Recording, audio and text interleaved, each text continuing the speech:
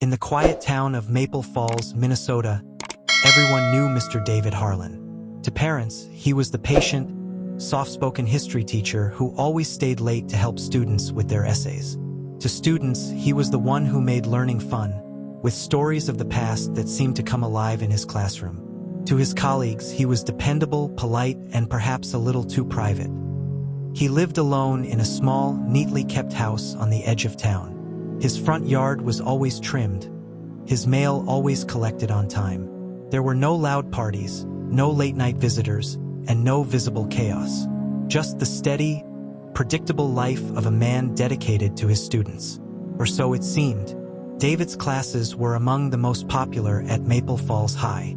Parents admired his professionalism.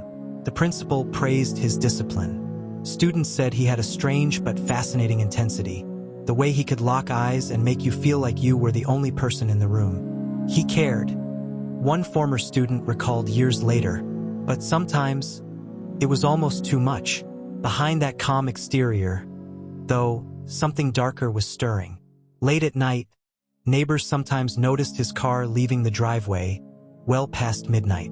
They assumed he was grading papers at school or volunteering somewhere. When asked, David laughed it off. "Just clearing my head," he'd say. But when young women began disappearing in nearby towns, always vanishing late at night after attending evening events, police didn't yet connect the dots. Maple Falls was the kind of place where everyone trusted each other. The idea that one of their own could be responsible for something so horrific was unthinkable. Then came the first whisper. A student mentioned that Mr. Harlan seemed different. Distracted, tired, sometimes staring blankly out the window in the middle of class. When one of his students, 18-year-old Emily Carter, failed to return home from a weekend art fair, her disappearance would mark the beginning of a chain of events that would expose a terrifying truth. Detectives began canvassing the area, interviewing teachers and students. David volunteered to help with search efforts, handing out flyers and comforting parents. A picture of compassion. Cameras caught him at vigils, holding candles and praying for Emily's safe return. But what no one knew was that behind his teacher's smile was a secret life, one meticulously hidden for years. A life that involved multiple aliases, late-night drives to distant towns, and a chilling fascination with control and power. A week after Emily Carter vanished, Maple Falls no longer felt like the same small town. Posters with her smiling face clung to light poles, coffee shop doors, and classroom walls. Everyone was on edge, locking their doors earlier, checking in on their kids more often. Detective Sarah Lynn, a sharp and relentless investigator from the county sheriff's office, was assigned to the case. From the start, she noticed something off about Emily's disappearance. There were no signs of struggle, no evidence of forced entry, and her car was found neatly parked just a few miles outside town, keys still inside.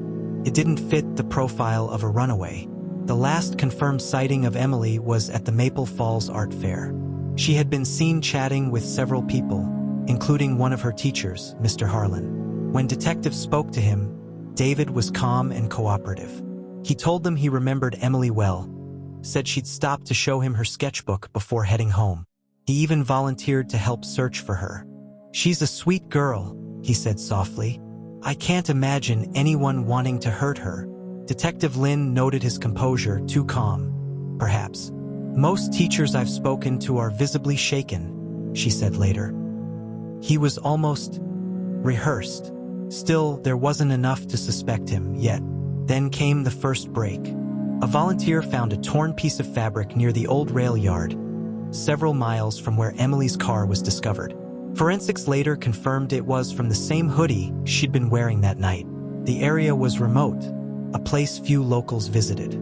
But to investigators' surprise, a security camera from a nearby trucking company had captured something unusual. At 12:43 a.m., a familiar car drove past, a dark blue Honda Civic. The license plate was partially obscured, but the make and model matched one belonging to David Harlan. When confronted, David smiled nervously. "I go there sometimes to think," he said. "I used to walk my dog around that area before she passed away." Detective Lynn wasn't convinced. She began quietly digging into his background, financial records, phone logs, anything that could reveal a pattern. What she found was deeply unsettling. In the last 6 months, David had made multiple trips to nearby counties where similar disappearances had occurred. Always on weekends, always alone. When asked why, he said he enjoyed antique shopping, but not a single purchase showed up on his bank records. Don't forget to like, comment, and subscribe. Hit the notification bell. Detective Sarah Lynn's instincts were rarely wrong, and this case was no exception. After weeks of surveillance, late-night paperwork, and endless interviews, a chilling pattern began to emerge. Every town David Harlan had visited in the past 3 years had one thing in common: a missing woman whose case had gone cold. The names formed a timeline of horror. Lena Brooks, 22, vanished after a music festival. Natalie King, 19, last seen at a diner off Highway 64. And now Emily Carter, a student David saw almost every day. To anyone else, these were isolated tragedies. But to Detective Lynn, it was a web, one that all pointed back to the same quiet teacher. Still, suspicion wasn't enough. She needed proof. That came one rainy Thursday night when officers executed a search warrant on Harlan's home. The house was immaculate, almost unnervingly so. Shelves lined with books, a perfectly made bed, lesson plans stacked neatly on his desk. But in the basement, investigators found something that made everyone in the room stop breathing. Hidden behind a false wall was a small storage area, dimly lit, with shelves lined with boxes labeled by dates and names. Inside were items that didn't belong to David Harlan. A woman's necklace, a torn piece of fabric, a photo ID, and personal trinkets that matched those from missing persons reports across several counties. In one of the boxes, they found Emily Carter's missing sketchbook.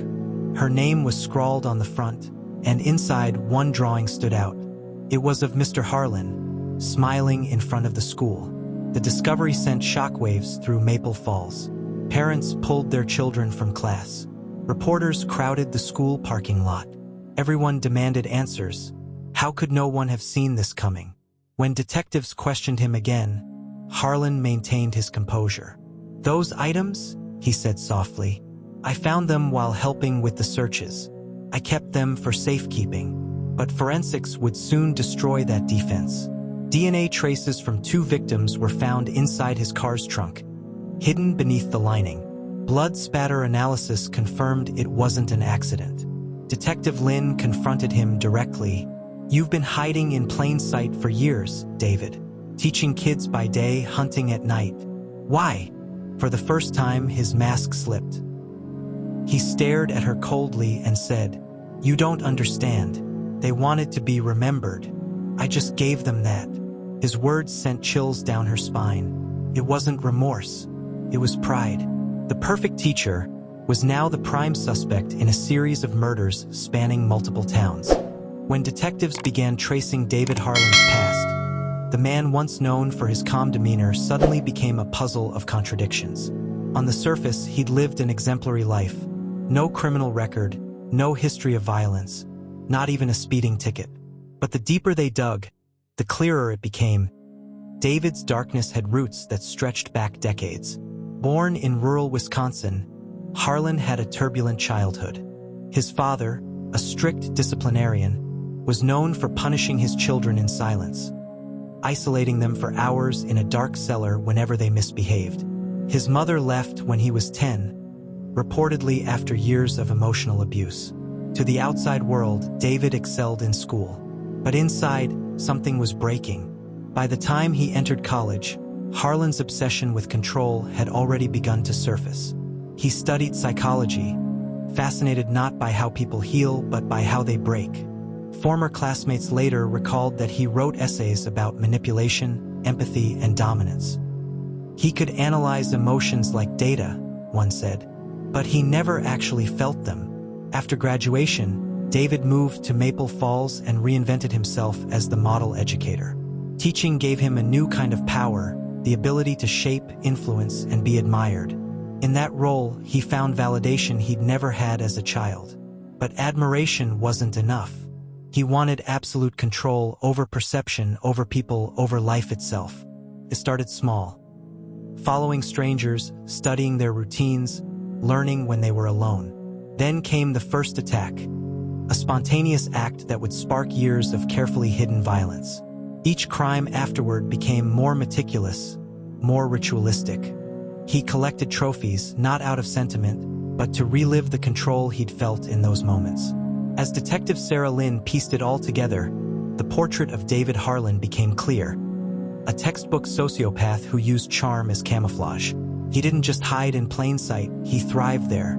Every compliment, every handshake, every parent who trusted him only fueled his delusion of superiority. When the psychological evaluation finally came in, it confirmed what Sarah already knew. Harlan exhibited traits of antisocial personality disorder, complete lack of empathy, manipulative intelligence, and a need to dominate others. The report concluded, David Harlan's public persona as a caring educator was not a mask. It was a weapon. As the trial date approached, the town struggled with grief and disbelief. Parents who once praised him now felt betrayed. Students were left haunted, questioning every kind word, every classroom memory. The man who once taught history had become a piece of it, the kind no one in Maple Falls would ever forget. The courtroom was packed.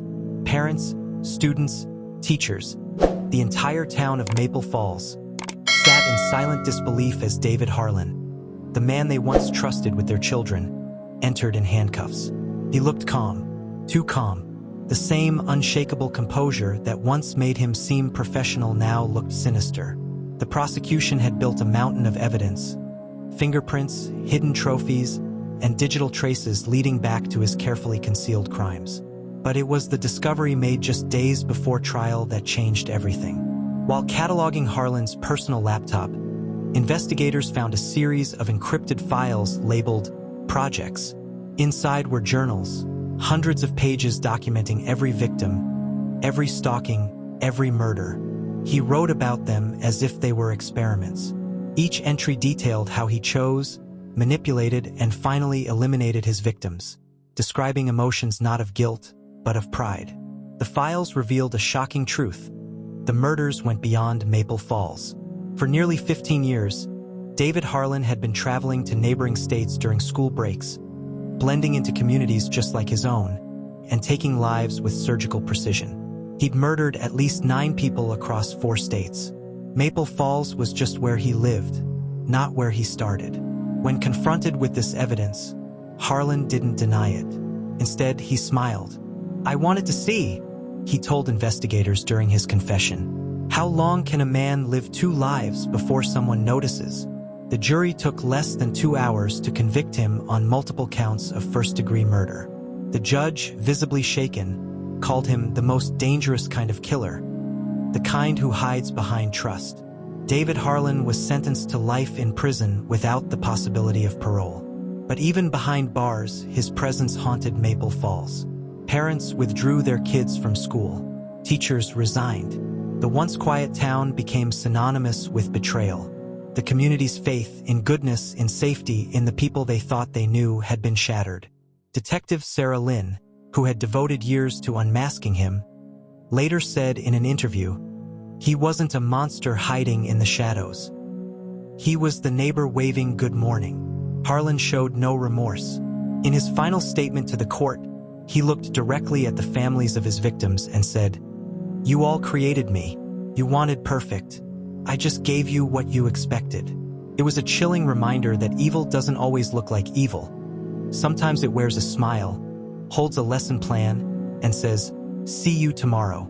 When the news cameras left and the courtroom emptied, one truth remained. In Maple Falls, no one would ever see an ordinary teacher the same way again.